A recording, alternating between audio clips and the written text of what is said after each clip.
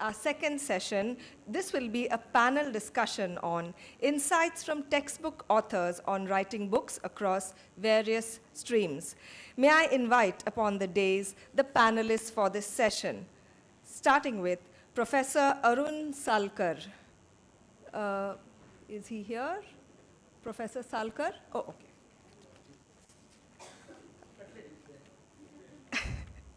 All right, still stuck with the tea and cutlet. We will introduce him when he comes in a little later. So in the meanwhile, may I call upon Professor Manoj Kamath, Principal of SS Dempo College of Commerce and Economics. Professor Kamath is an alumnus of IIT and the IIMs, a postdoctoral fellow from Osmania University, Hyderabad, a collaboration program with the University of Texas, USA, besides having a PhD from IIT Bombay in the area of empirical finance. Professor Kamath is the youngest assessor among the NAC peer teams and has assessed around 10 colleges in the country to date. He has authored 14 books in accounting and commerce, over 90 academic publications, and is on the editorial board of 6 international journals. Let's give him another round of applause. Next, may I invite Dr. Neeta Mazumdar, Associate Professor of Mathematics at SS Dempo College of Commerce and Economics, currently on deputation as coordinator for program in mathematics at Government College, Kepe. She is an academic counselor for IGNOU and ICSE schools in South Goa. She has authored 12 books on mathematics and statistics, and her areas of expertise include mathematical modeling in finance and medicine. Yes, let's give her a round of applause. May I now request Professor Arun Salkar, who is a superannuated faculty of the erstwhile Department of Chemistry, Goa University, to kindly make his way to the dais, please.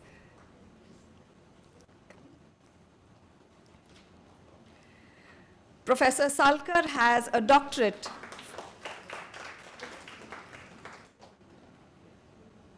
Professor Salkar has a doctorate from IIT Bombay. His areas of expertise include scanning electron microscopy and magnetic properties. He has 99 research publications to his credit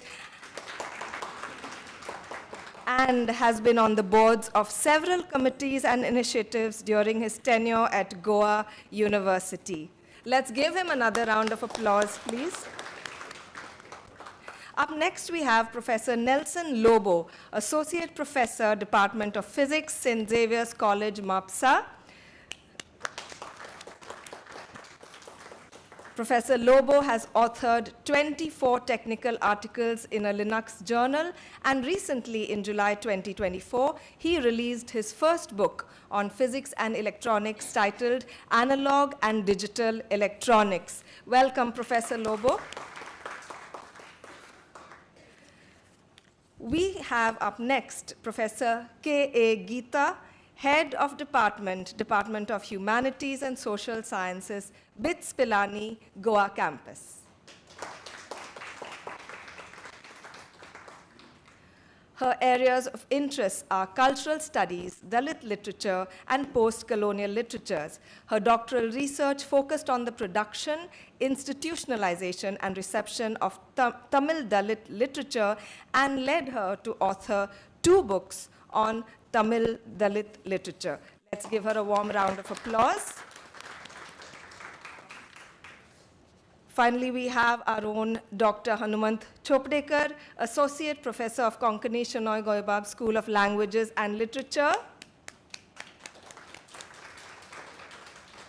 His doctoral research focused on state language movement of Konkani and a scientific valuation of a social language. His areas of interest include Konkani folklore, language movement, and linguistics. He has authored 26 books and edited 15 books and journals.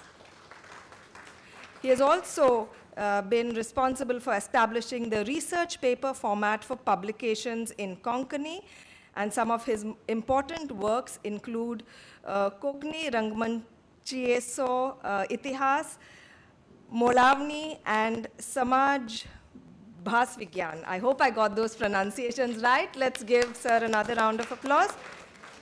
And I will take those corrections a little later. So finally, to moderate the session, may I invite Dr. Frederick Nerona. Dr. Frederick Nerona is a journalist, writer, and publisher of books, and founder-editor of Goa 1556, which has helped create more than 60, mostly non-fiction books related to Goa. He focuses on writing on free software, open source, ICT for development, IT and related issues, and also specializes in book reviews, blogs, alternative communications, and writing about documentary film in India. He has written extensively on Goa and the media in India. Once again, help me welcome with a warm round of applause Dr. Nerona to moderate this session. Over to you. Thank you, everyone. I hope I can keep you awake and alive in this hot afternoon session. My only qualification here is that I'm a rank outsider, and I'm not going to come in between you all and the knowledgeable panel. One point I want to make: writing books is not a difficult job. It's very easy. And today, technology, print on demand, all these things have made it even easier to publish our books. I don't understand why we don't have many books from all your knowledgeable people which can go to the students directly.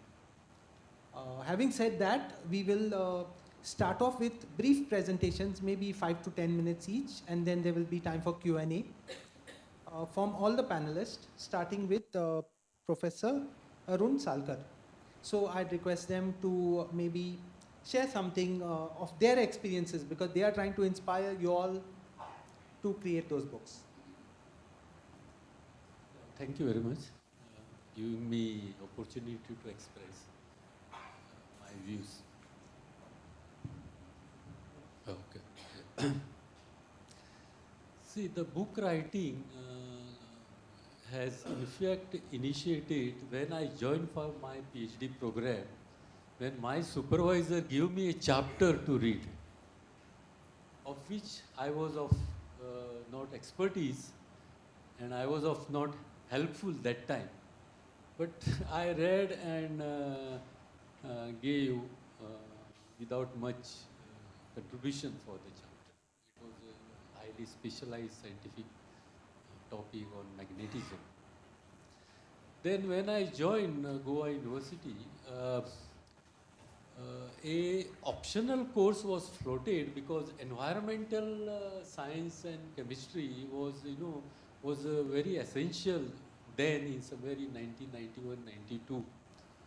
So I floated an optional course, environmental chemistry, so that the student is aware of what is going on in the environment and surroundings. So subsequently, 4 credit was optional course was floated. Then subsequently, after a few years, I found that topics are, there is not a single book which student can refer. There will be scattered book, some on atmospheric chemistry, and, air pollution, water pollution, impact on pollutant from environment to human health, and so and so. There was not a single book. Then I thought, I will, since I was teaching the course, I thought I will make a point so that student will benefit. And I started compiling my lecture notes, some additional informations, and it took me several years to compile. Then to approach a publisher was a big problem. Publishers started asking whether this book will be really beneficial in business, because we will be investing a lot of money. How you will, then I give this one, many things, then they refer to their experts, 5, 6 experts, and in that process almost took 2 years to finally accept the manuscript for the book. And in fact, I started somewhere in 2009 and 2017, the book first book was published.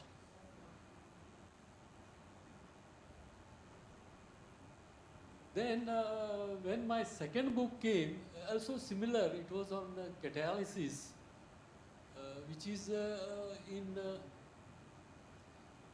it was also a rare topic in chemical sciences. It is mostly dealt in chemical engineering. It is there in chemistry, but in India, hardly anybody is working in catalysis in chemical sciences. Mostly it is to chemical engineering. So the elective which was floated is similar problem because there was no proper book for the students to, and similarly I have to compile, again same problem with the publisher. Publisher was questioning and this and that. Finally they accepted with great difficulty to publish with royalty 10%.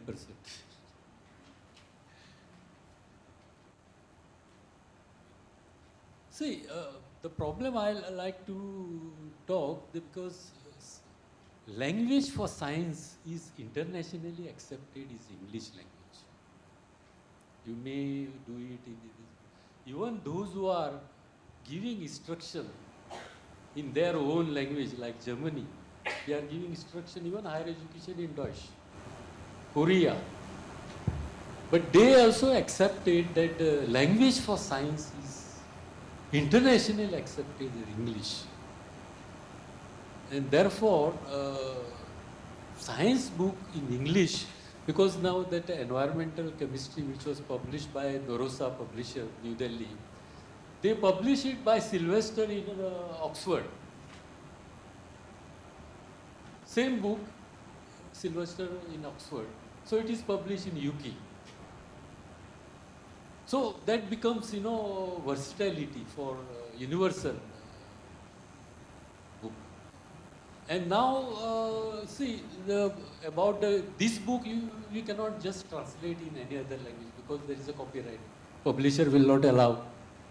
First of all, even to translate one page, you will have to take a permission, and they will not grant simply permission without any reason, whether they are beneficial or not. They will simply not allow. So that becomes a restriction for changing the language of these books, which are already well established when the publisher are published in this. So with these views, I hand over the mark. Thank you for listening. Thank you so much, Professor. Really appreciate all the points you made. Particularly what struck me was that, these publishers are a pain, and I should know because I'm one of them. But today you have a lot of options to publishing, and I don't look down on self-publishing, grant-funded publishing, institutional publishing. Probably we need a Goa University press. I'm saying this although it's against my own interest. But, that's one thing. Second, English being the language of science. See, it has changed, Professor. Maybe we'll take it up in some other debate. But that's a debatable point, and we need to look at access from all languages point of view. But I won't go into that here. I'll just request Professor Manoj Kamath to continue. Thank you so much. Very good afternoon to all of you. I'm very pleased to be part of this session. And this entire project called Asmita is aimed at building resources from the regional point of view. Please understand, we are not here to write books. Books in a sense, reference books. But we are here to create some study material in regional language. We are here to create some study material in regional language. Now there is a difference. When we write an original book or a reference book or a creative writing, and now there is a lot of originality which has to be there. Writing a textbook is totally a different experience. Here, of course, the theories are already expounded. What you are writing probably is only a problem. How do you approach a particular theory? What you are writing is examples. What you are trying to do is you are trying to simplify. You are trying to express it in your own words. And that's the difference between writing a reference book and writing a textbook. So when we are writing a textbook, we are not creating something of our own. Neither there is any obligation in stricter sense that you quote everything and give a big reference material. Like the kind of citations and referencing what we do, though it is good that we do, but it is not expected. Obviously, you need to take care of plagiarism. but then expressing a particular theory or a particular concept or say features or whatever it is as per the syllabus, in your own words, is something which is expected. So why a textbook? Textbook in order to make knowledge more comprehensive, put up knowledge into more systemic form, which the students will understand. And what is the level of student? If you're writing a textbook for first year student, you need to understand their level, because we know our own children. We know our students and what they expect and what they will know. So writing a textbook is different from creation of study material. Now, study material is a further, extension of a textbook. In a sense, this particular project, understand, is not writing a reference book. It may not even be restricted to writing a textbook, but it is creating some kind of information which is expressed in regional language with a basic motto that students understand. So here the question of originality does not come. Here it need not even be exhaustive like a textbook, because textbooks are made or written strictly as per the syllabus. If this is there, only that portion is expected to come in your textbook. But now if you have to write something in say Konkani or Marathi, now let us say Konkani, our mother language. Now we cannot be writing a textbook, because now textbook will only suit a particular university, or suit, if in case it's an autonomous college, it will only suit a particular college. But then the basic emphasis in this particular project of the UGC or of the NEP, the idea is that you create some material which is going to be a baseline material for students to understand irrespective of where he studies. So the basic idea is, even if a student is in Mangalore, or student is in Udupi, or student is in Kochi, or student is in Malwan, if he reads your Konkani or Marathi reference material, he must be able to have an broad understanding of the subject which is going to learn, maybe for first year, second year and third year. So idea is not to translate either, because the basic premise of translation is there is some material which is the source material, but here after our NEP, we have no textbooks even for first years and second years. We had made some attempt under the CBCS structure. She made an attempt, I made an attempt, etc. And because there is a need of the hour.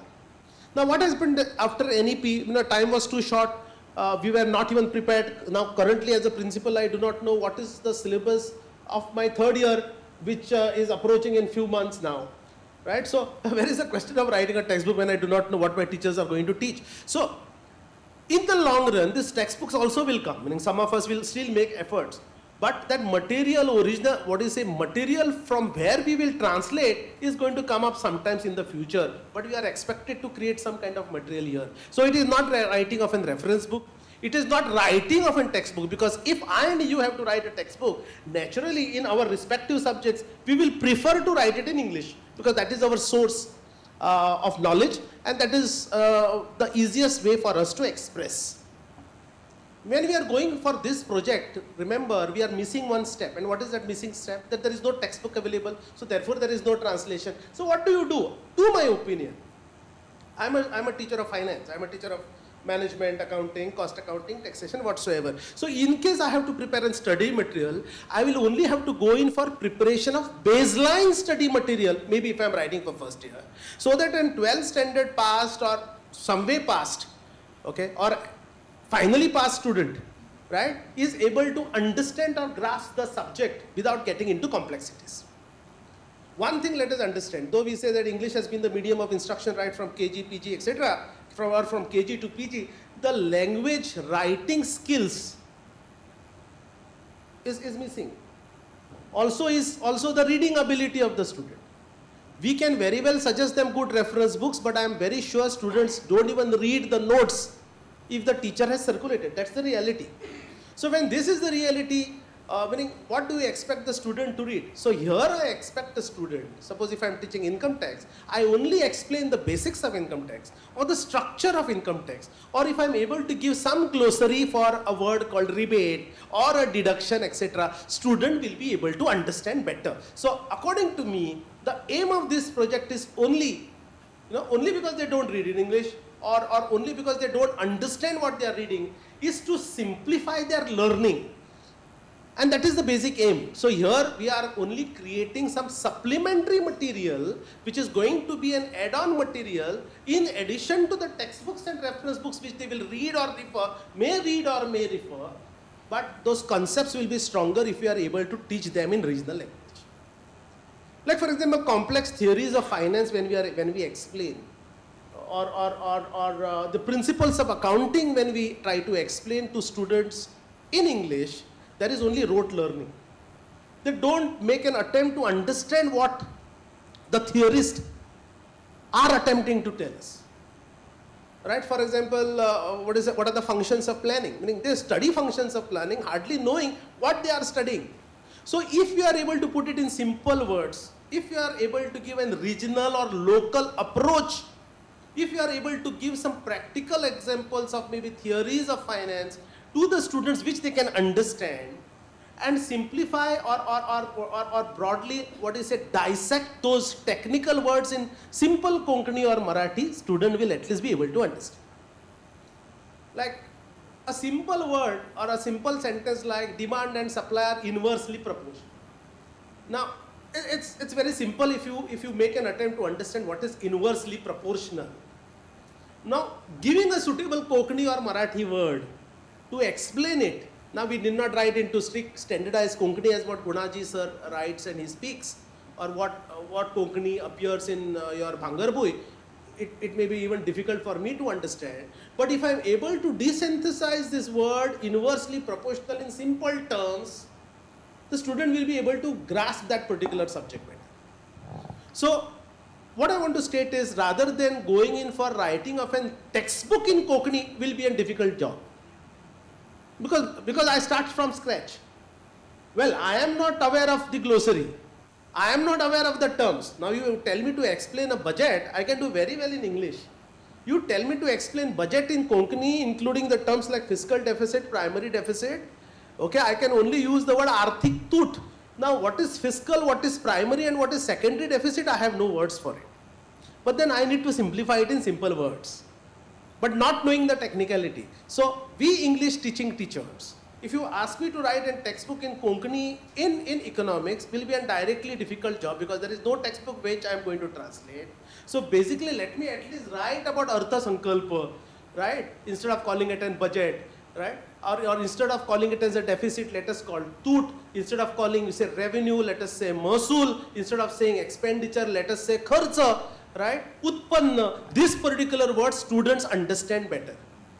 Kharcha kitla and income kitla, utpanna kitla, meaning he understands. Now he may not be able to understand what is planned expenditure and non-planned expenditure, because even if you strictly go by those words, there can be some kind of a confusion. So basic idea of this project is simplicity. Basic idea of this project is creation of supplementary material. It need not even be, let me go to an extent saying, it need not even be as per your syllabus. For example, principles of management, there is a compulsory subject called principles of management in first year BCom. Now principles of management, the title is Konkani jar sod jalar kide vyavasthapan shastra manu, jala shastra is science. Now should I say technique?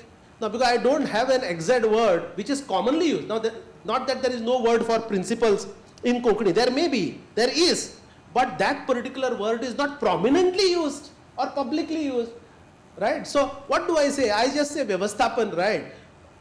Now in vyavasthapan, if I try to put it in simple words without getting into jargons, because if I get into Konkani exact translations or exact translations in Marathi, then probably it may be more difficult than reading English, right? So point number one, please understand this project. What is the aim of this project? This aim of this project, others Google Translate is also there, but it makes bad translation. Remember, the basic aim of this project is to make our language rich. If you ask me what is the first motto, in order to simplify the concept to the student, they are Konkani explain करूंक शकता क्लासान. भुरगो म्हजो वाचयना normally, घरा वतुकूचो वाचयना, I mean I am going by that assumption. But basically if Konkani is my language or Marathi is my language and they are my mother tongues, and I am associated with it, or I am emotionally sensitive about my language, then we need to create a knowledge repository in this particular language. We need to. We cannot wait. I'll give you an example of Maharashtra. In Maharashtra, including the best university, Mumbai and Pune University, no other university other than that, which are equally good. Even for your MCom and MBA, textbooks are available in Marathi. And when I ask them which textbooks are highly sold, they are Marathi textbooks which are highly sold. If you go to, I was in Andhra Pradesh some days back, I returned only yesterday. I visited one or two universities other than my other commitments which I had. There are textbooks which are written in Telugu and Tamil. If you go to Karnataka, even for MBBS, they have now written textbooks, and not only because of this project. Remember, why we are only talking now is, when I was talking about, and for a long time I have been talking about creation of supplementary reading or understanding basic material in our. People said, "Are तुम्ही आम्ही लहान असताना म्हणपाक लागलो, जर आम्ही स्कुलान सुद्धा जर चुकून कोंकणी उलयत आमकां फायन पडटाली in schools." I have been fined number of times that in the recess, Konkani ulait zala. Now look at it. Now the government is saying, teach them in regional language, and that is what is expected. Because that is your normal and natural expression. English is a foreign language. I am not against it. It is a mother of, or it is a knowledge repository. It has allowed me to learn. It has allowed me to read from an international or global perspective.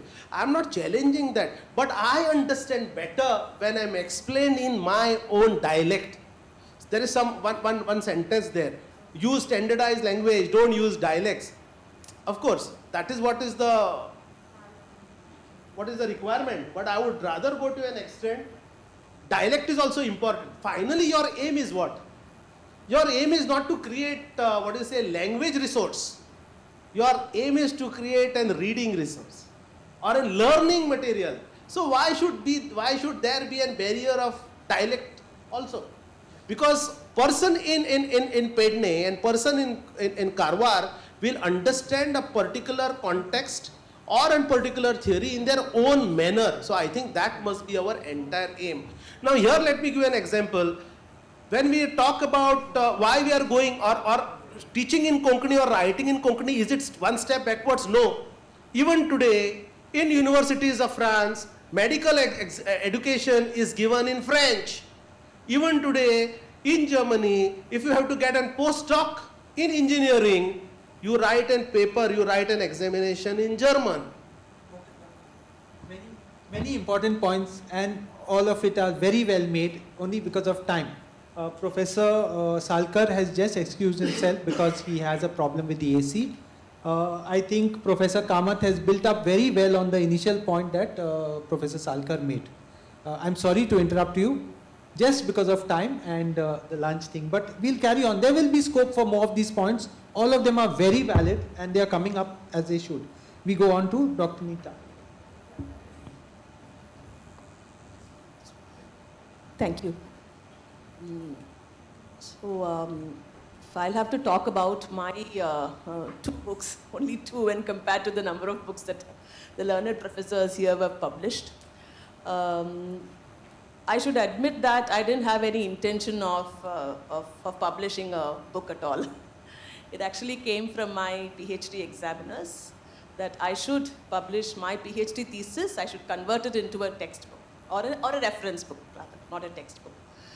So I'll very briefly talk about my PhD thesis, and then that also sets the context which the previous speaker was talking about in terms of taking up regional languages and then trying to translate it into English. Because my PhD thesis was on Tamil Dalit literature.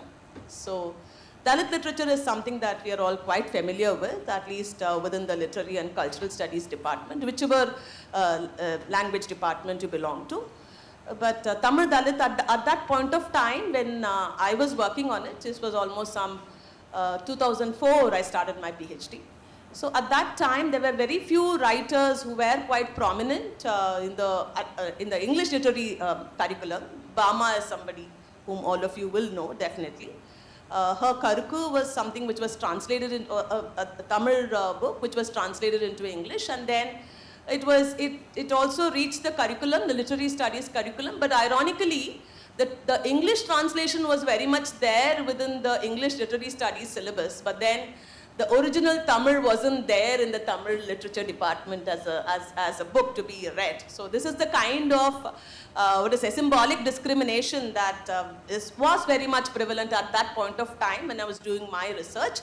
And this was something that set me thinking. And then I also tried to analyze or trace the literary history of Tamil Dalit writing right from the 1900s, and then looked at the seminal themes, and then did a qualitative study with students who read Tamil Dalit literature in English, in the English translation, and also in the original Tamil. Though, of course, it was very difficult to find colleges which had, or universities which had included. In Madras University, it wasn't there, of course, in the colleges affiliated to Madras University. And then I had to go all the way to a place called Salem, Periyar University, where within the Tamil literature syllabus, we also found that Tamil books, Dalit books were included, literary works were included. So I did my study there. So it was reader response to reading Tamil Dalit literature, and of course there were various aspects which were discussed as part of the study. I'll not go into all the details. But then what I want to highlight over here with something that the previous speaker had already spoken at length is what I was doing at that point of time was reading, except for those very few books which was translated into English, Tamil Dalit literature which was translated into English literary works, but all of them, most of them was in fact in Tamil. So I suddenly felt that I'm kind of a linguistic orphan there, which I think many of my colleagues and students who are there in English literature departments would agree with me that, of course, the medium of instruction had been English throughout, and then we have studied English literature, and then we definitely have a paper Indian literatures in Indian writing in English and regional literatures in translation, which came much later. But otherwise, what we do at home is to speak our mother tongue or the regional language, and then we are neither very proficient in using our mother tongue or our regional language in writing. I'm talking of writing, and somewhere definitely we are not native speakers. I'm sure that my colleagues and students within the English department would agree with me that somewhere there is a kind of a lack that is there in us, that we do realize a lack, that I'm not a native speaker, probably I might commit some mistake here and there. It might happen, I'm just saying. So this kind of a situation is where I just thought that most importantly, whatever was there as part of Tamil Dalit literature is something that has to be analyzed. It cannot be neglected. If I'm going to look at Dalit literature and within Tamil Nadu, then there's a big corpus of literary works which have been written in Tamil, and I used to read that in Tamil, but I'm discussing all that in English. That's why I said I suddenly felt I'm like a linguistic orphan, because I'm not able to, definitely you cannot translate the emotions, the experiences, the idiomatic expressions which are very specific to Tamil, and also the dialect in which it was written. So this is the brief background of my PhD thesis, but I'll just come to the way it just got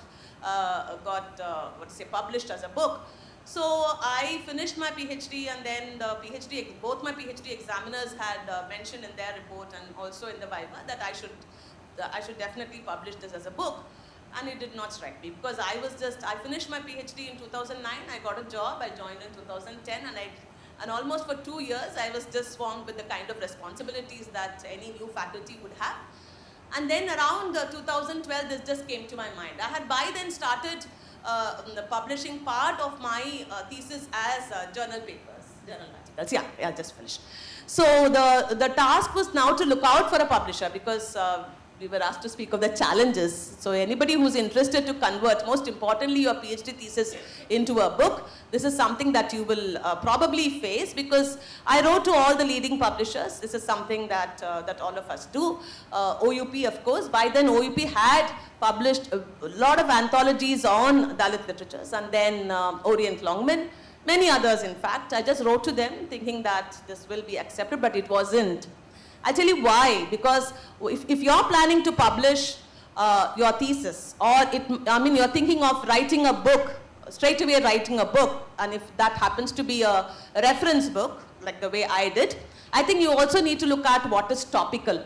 So Dalit literature was topical, but the victimization of Dalits was something that was foregrounded, because something that, most of the leading publishers were, of course, and even now, catering to the first world readers who wanted to see this kind of a victimization that Dalits undergo, because there was a kind of a comparison between Dalits and African Americans, which is still going on.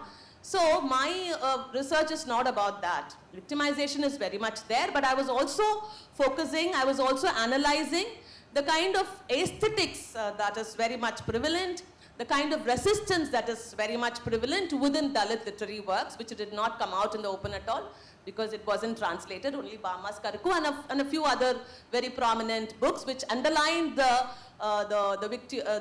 experiences of victimization and oppression that were being translated. So I did find a lot of roadblocks as far as finding a publisher. It went on for some time, and finally I was able to find one, and then it was accepted. So in case if you're planning to write, publish a book, and most importantly a reference book, then I think you need to look out for, I mean, whatever is topical. But if you want to, I mean, put your foot down and say, stand apart and say there is something very, very important that needs to be, circulated in the form of a book, that I think you just need to look out for a publisher. It's going to be a arduous task, but then I think it's worth the wait. That is something I will say. Another thing is, which I just thought while I was working on my PhD thesis, and also later when I was working towards publication, is to come up, if you're working towards an anthology, if you're working towards a textbook, because I realized that there aren't many anthologies of translations of Tamil Dalit literature, specifically Tamil Dalit literature. So that is something that you can look out for in case if it is literary studies. Another thing is, if you're going to convert your PhD thesis into a book, I think there are certain things that you need to keep in mind, because a PhD thesis will demand, or the way the format is such that you'll have to come up with a detailed literature review. You'll have to come up with a methodology and then the theoretical framework. I think such things should be eliminated when you're converting your PhD thesis into a book, because remember, your PhD thesis is going to be read by a select few within your department. But then when it's going to be published as a book, anybody can just pick up your book and start reading. I think it should be something that is comprehensible and something that is, that is understood by one and all. I mean, whatever you're going to write or publish, this is something that you need to keep in mind. So I'll just keep it short here, and if there are any questions, I'll be most welcome to take it later. Thank you. Thank you so much, Doctor. That was very practical. And I think also the points you made about literary orphans and loss of language, linguistic orphans, loss of language and all, very crucial for us. And earlier Dr. Kamath also explained very well the different concepts of what we are supposed to write and why we are supposed to write it. As we are carrying on, we'll continue next with Dr. Nelson, who will talk about his experiences or something related. Good afternoon to all of you. I'm going to give you some practical on how you can write, a book. So I'm going to give you some practical aspects. So the first thing should come to your mind is, what is your audience? Are you going to cater to beginner level, intermediate level, or the research level? Remember, for a triangle, the base is the broadest. So if you want your name to be spread among the masses, then you go for general. Or you can also go for intermediate. So you have the general population, plus you have something slightly higher than that. Okay, now is your title. It's a make or break item. You can make it or you can break it. So if you're writing a book on literature, you must have a catchy title. Let's give an example.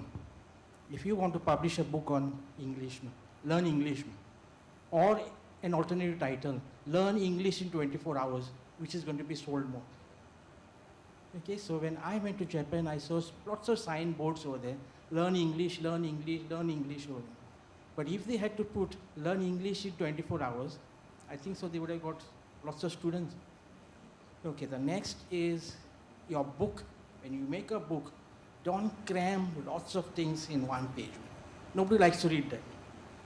Your spacing should be there, your margin should be there, broad margins, enough sufficient space to even to write notes.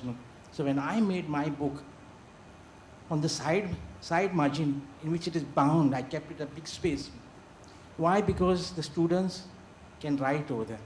Some small notes can be put over there. Or I can put some important information there. Then if you're writing a book on English, let's say English, or any languages, you just don't make a book with material after material after material, the pages and pages and pages. Try to include some figures. Okay, it relaxes the mind. When you're writing on sciences, like I've written on electronics, I put on almost every page a figure, and I space those figures out. So there must be on every page, whatever concept you're explaining, a figure. And on that figure, you must draw your diagrams which shows the flow of current. So they say a picture speaks 1,000 words. If I had to, instead of writing all the data points, what happens to the circuit, how it works, if I had to put pictures one after another, I could explain the whole concept by just looking at one page. Okay, the next thing is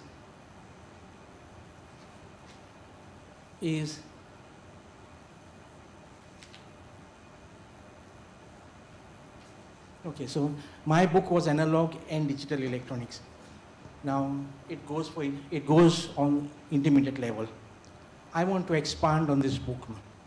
As if I have to expand on this book, the number of pages are going to increase. So is the cost. So if the cost goes up, nobody is going to buy your book, or less people are going to buy your book. So that translates into less royalty for you. So you would like to have as much as royalty as possible. So now my title was Analog and Digital Electronics. So I could split up my book into two parts, analog, and the next book has digital. Now it is analog and digital. So I could split up, I could add some few chapters more and split it up into two books. Now your book in the market, there are so many books in the market, analog and digital electronics. How will your book make a mark on the market? Is when you think differently. You must think differently. So I added, along with the theory, a list of experiments, practical experiments which can be done, observations and readings. So for each topic that I put on my book, I gave an experiment. So let the people or the students try it out.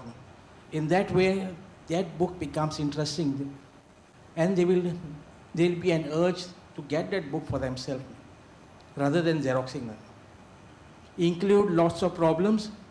When you're making problems, you put a chart over there, you put a box, put a different color and write the problem over there, solve it.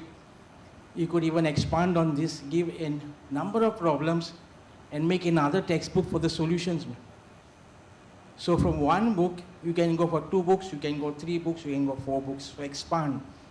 Don't let your book just be one only. That's a very practical, but since, we have 2 more speakers. Okay. And yeah. everything you said is so practical, I'm sure people can interact with you later. Sorry for cutting you short, but we must Thank go you. to Dr. Geeta and finally. Thank you so much. Hello. Yeah, I'm Dr. Neeta, not Geeta. Sorry. So my journey, okay, that's good. Yeah, so my journey as a book writer is very interesting. I was mathematics person, MSc Mathematics, but I was teaching for commerce students. And we introduced BCA, it was way back, 30 years back. So the students could not understand when I used to tell them, you refer to this particular book.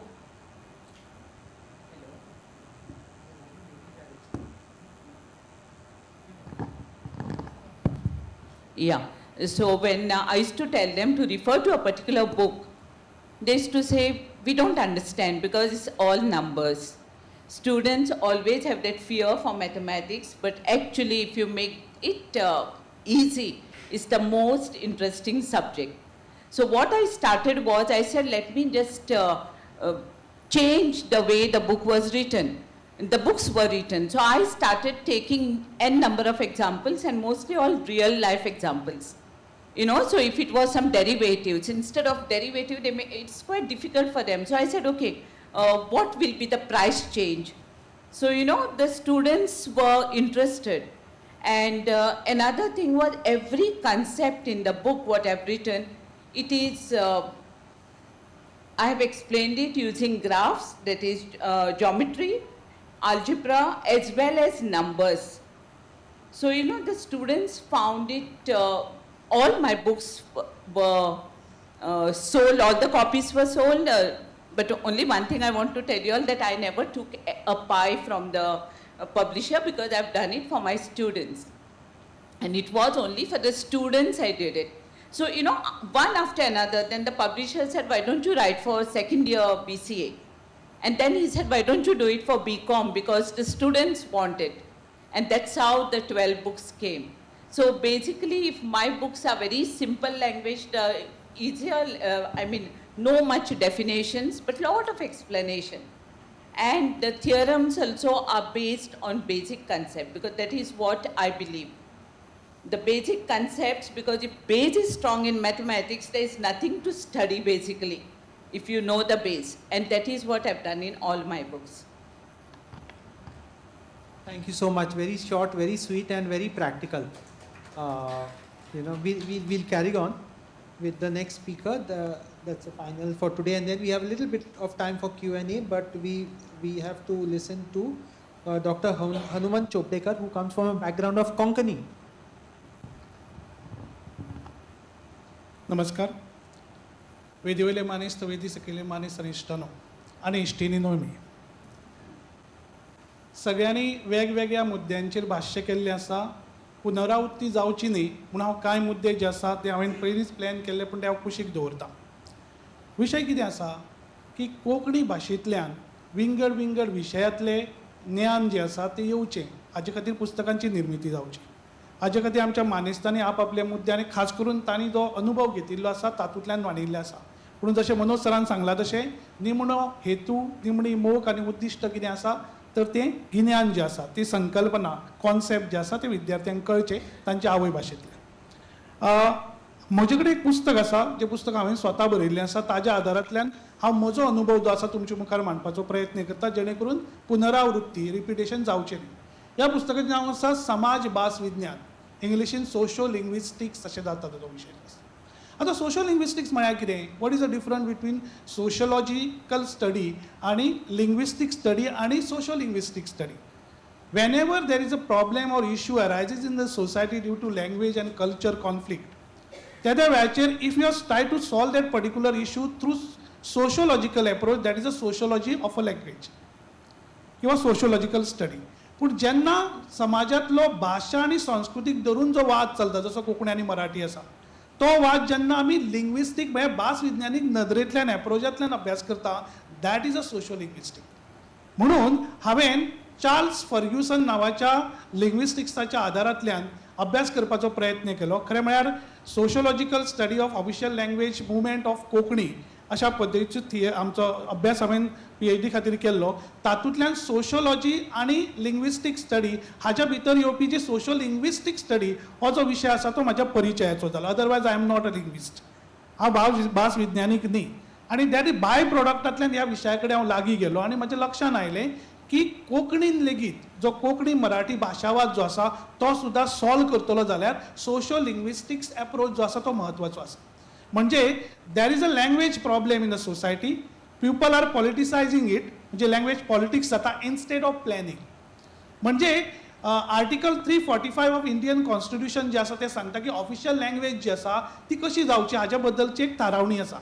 म्हणजे elected members of legislative assembly of that union territory or state has to decide it in the assembly, not by the people generally. So हो जो concept आसा त्या हातूंतल्यान हांवें diglossia नांवाचो आनी एक कॉन्सेप्ट अभ्यासलो आनी म्हज्या लक्षांत आयलें की कोंकणींतल्यान जर बरयतलो जाल्यार ही उतरावळ खंयच्यान हाडची. म्हजो अनुभव असो जाल्यार मराठीन आनी कोंकणीन कशें म्हटलां तें पळयलें हांवें. चार्ल्स फर्ग्युसनान कितें केलें, आयसियन क्रियोल, स्विस जर्मन आनी इजिप्शियन अरेबीक भास आसा पळय तांचो अभ्यास केलो आनी what he found that native speaker जे आसा ह्या भाशेंतले स्विस जर्मन, आयसियन क्रियोल आनी इजिप्शियन अरेबीक नांवाचे ते आपल्या भाशेक उणी लेखतात, आपल्या भाशेंतल्यान बरयता, वेव्हार करिना, सदचो वेव्हार करता पूण फॉर्मल वेव्हार करिना आनी शेजारची जी बळिश्ट डेव्हलप भास जी आसा तिचो आदार घेता. This situation has been called as diglossia in a society by Charles Ferguson. Konkani Marathi वाद जो आसा तो अशाच पद्दतीचो वाद आसा जातूंत डायग्लोसिया आसा. आनी हातूंतल्यान म्हज्या लक्षांत आयलें की हाजेर एक पुस्तक बरोवपाक जाय आनी तातूंतल्यान ह्या पुस्तकाची निर्मिती जाल्ली आसा. हाची उतरावळ काडटा आसतना हांवें मराठी आनी हिंदी ह्या भाशेनी डायग्लोसिया कितें म्हटलां तें पळोवपाचो प्रयत्न केलो. हांवें मराठीन भाशाद्वित्व नांवाची संकल्पना, भाशाद्वित्व हें उतर वापरलेलें आसा.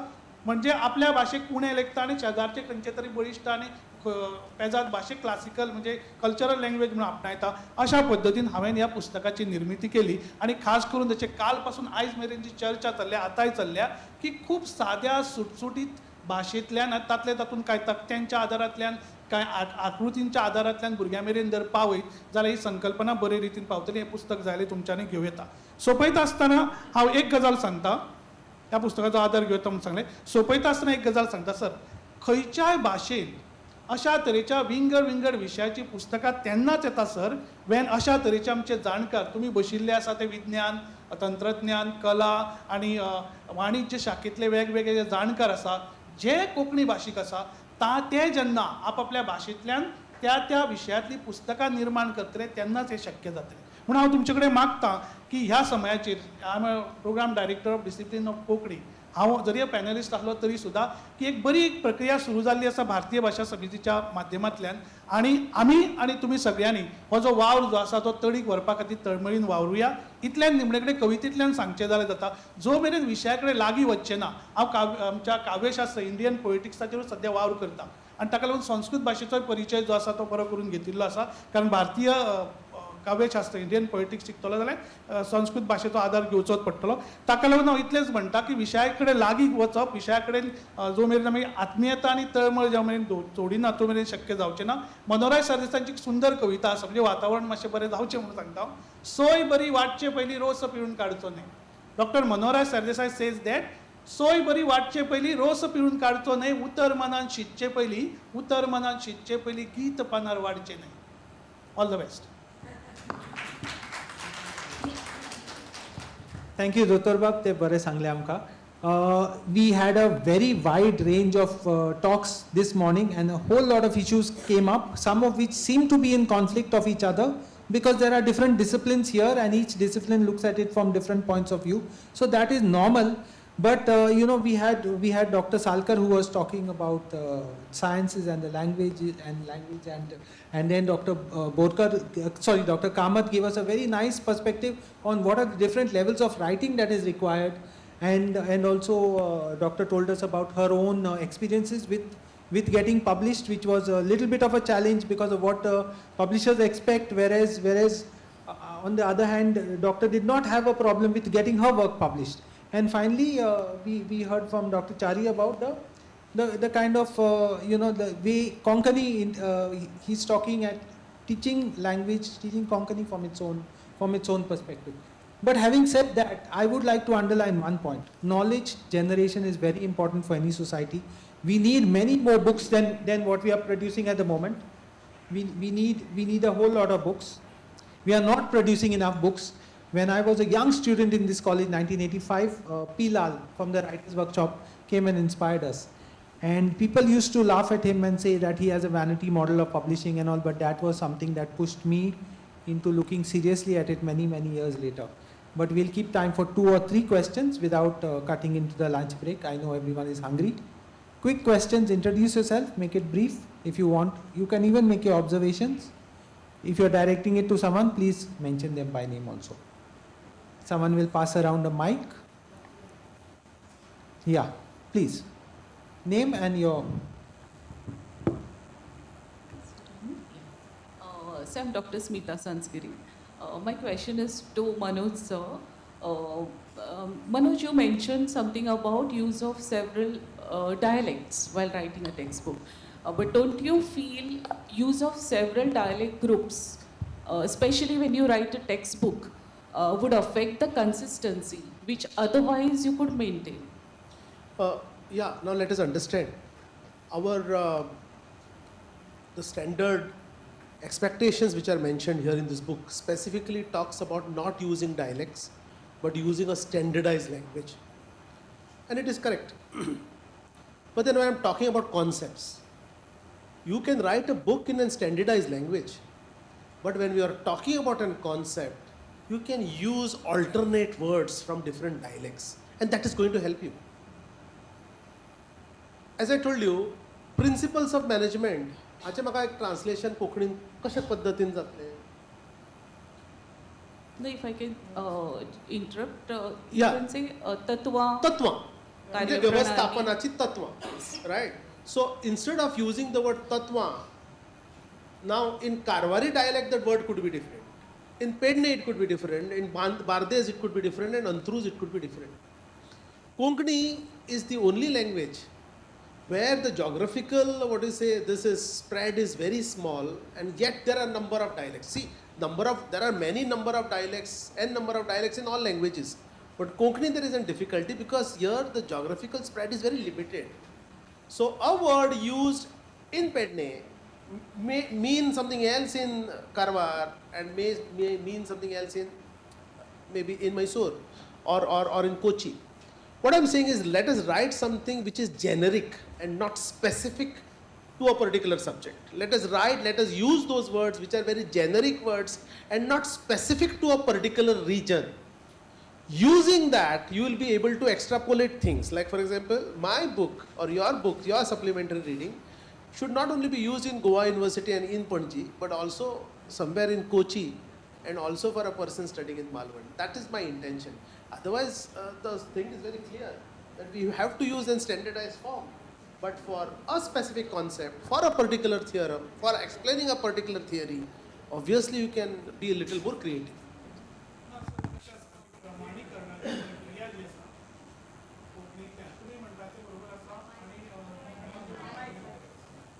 कशें आसा की एक कोंकणीच्या बाबतींतूच घडना की वेगवेगळ्या प्रदेशांनी वेगवेगळे तरेची भाशा मोडी शैली जी आसा ती विकसीत आसा. म्हाका दिसता कोंकणीच्या बाबतींत म्हाका दिसता तितली अडचण ना, कारण आमचो वाठार जो आसा तो ल्हान आसा. कोची पासून आमी वसई मेरेन गेले सुद्दां जाल्यार कोस्टल रिजनान. पूण महाराष्ट्र वा मोठ्यो ज्यो स्टेटी आसा तांचे खातीर हो मोठें आव्हान आसा. पूण तरी लेगीत तुमकां सांगपाचें म्हटल्यार जेन्ना हो मुद्दो येयला ताचे खातीर, जेन्ना एखादी डिक्शनरी येता पळय तेन्ना तुमी म्हणटा तशें प्रमाण भाशेन जर अंत्रूज आमी प्रमाणी म्हणटा आसत जाल्यार ताज्या उपरांत हेर वाठारांनी कशें त्या शब्दाक अर्थ आसा तेवूय सांगिल्लें आसा. म्हणटकूच ही प्रमाणीकरणाची प्रक्रिया आमची चालू आसा. आनी पुणून कशें आसा, पुस्तिकेन बाबा कशा पद्दतीन मांडप, त्या पद्दतीन जशे गायडलायन्स भारतीय भाशण समितीन दिला तसो ते अणकार केला. पूण तातूंत एक सुवर्ण मध्य आमी कोंकणी खातीर वावर करतना घेवया, जेणे करून आमी सगळ्या वाठारांतल्या त्या भुरग्याक कळटा अशा पद्दतीच्या उतराक घेवन आमी फुडें वचया. This is not, like I don't have any knowledge of how translation is done in the STEM subjects. But in literary studies, literary works, if they are translated, let's say from Tamil to English, and I've seen this also, I have read this. And then there is a particular dialect that the writer has chosen to use in that book. Then the translator in many books I have seen, the translated versions, that they retain the word as a dialect, whatever the word is. In English translation I'm talking of, in something. They retain it and they give a glossary so that the essence is not lost, because certain things we cannot translate even within. Sir was talking about diglosia, the high and the low, so we cannot really translate. Of course that distinction should not be there. In fact, within linguistics we don't have anything called high and low, it's all the same.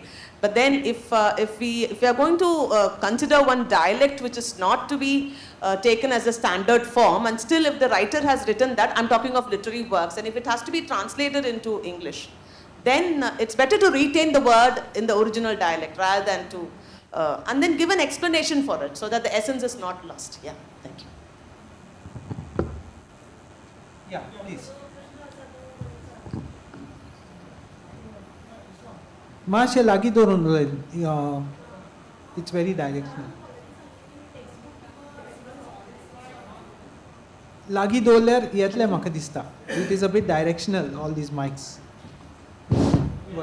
Hello. So सरान आमकां सांगलें की text book किंवा reference book तोच आसपाक जायना, पण as per the Goa युनिवर्सिटीन जें आमकां काम दिलां ताचेर सेमिस्टर बूक अशें मेन्शन केल्लें आसा, आनी सो फार आमी प्रपोजल दिल्लो आसा, बूक प्रपोजल दिल्लो आसा तो एज पर सिलेबसूच दिल्लो आसा. So we will have to revise. Yeah, Professor wants to add something, please. Mike.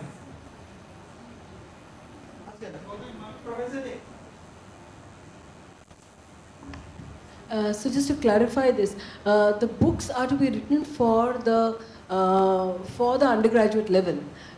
So I think the guidelines clearly says keep syllabus in mind when these books are written. So the syllabus has to be kept in mind. However, they're giving you the liberty to actually give a Konkani voice to all these disciplines. And I think that is what is, so you have to, you are the best judge of that, of what you think is more important, what you think your students will not understand, and how you are going to go about writing the book. So it's not, and Goa University has not given any guidelines. The guidelines are from the BBSS. If you read the booklet which has been translated for you in Konkani, you will see that keep it in mind. Not only keep the syllabus of Goa University in mind, keep the syllabus of Maharashtra universities in mind, other universities as well. Have a look at what they are teaching, and then come up. The idea is to come up with a good book. Create a good corpus, good vocabulary, and actually enrich the Konkani language. Thank you. Last question, if you don't mind. Sorry, I thought you were going to ask. So, yeah, please. Last question. This might be a very rudimentary question, but like Professor Manoj was talking about terms like fiscal deficit, etc. I'm just wondering whether this is done, that if you're trying to translate it into Konkani, do you also, in brackets, keep the original term in Devanagari script? Always better. And it's also better to use that English word wherever necessary. So finally you are going to use the same word. As Professor said, a lot of the implementation depends on you all. So that is where the buck stops. But we have a lot of issues here, and I guess it will be dependent on which discipline you're on, how it relates with the English language. Some disciplines, like I studied commerce in Tempo College, but we need an English to English translation because the language that they use there is not even common English. So that is it. But the bottom line, at the end of the day, two things stick out in everyone's mind. We need more books. You all are the best people to write the books. And this thing of going through traditional publishers, we need to challenge it. We need to reconsider it, because a lot of the money that they are charging goes into the middleman's pockets. Okay, the people producing the knowledge may not really actually be getting anything much. This concept of royalty that everyone talks about, it ends up as a few thousand rupees or few hundred rupees. There is no question of royalty. Yeah, it's quite a miserable thing. So maybe we look at other options, self-publishing, institutional publishing, all this is possible. This is service. And at the end of the day, no one is going to become rich becoming an author, but it will add to your CV. People will see you in a different light, and you will be adding hugely to the knowledge that society has. Thank you so much. Thank you very much. Let's give this panel a huge round of applause for that very stimulating discussion with insights and perspectives from diverse domains and experiences, which really enriched the discussion. As always, I'm sure you do have some questions in your head, which we could continue, that discussion over lunch. But in the meanwhile, may I request Professor Anuradha Wagle, Dean of Shenoi Goembab School of Languages and Literature, to present a certificate of appreciation to all our panelists. Starting with Professor Arun Salkar. I think he is off stage. Okay, so we'll give his certificate later. Professor Manoj Kamath.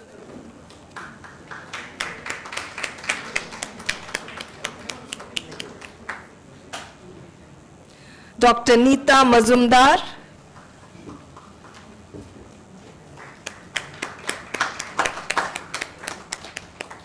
Dr. Nelson Lobo.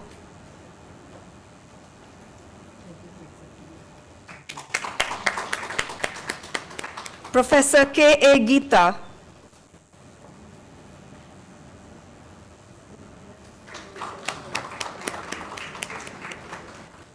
Dr. Hanumant Choprekar.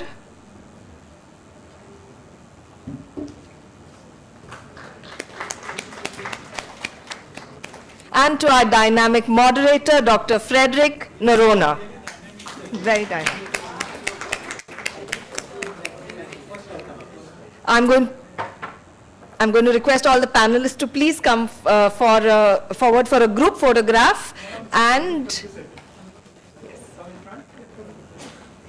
in the meanwhile, I think the delegates and participants can make their way towards the foyer area for lunch, because we're hoping to come back at 2:15 sharp.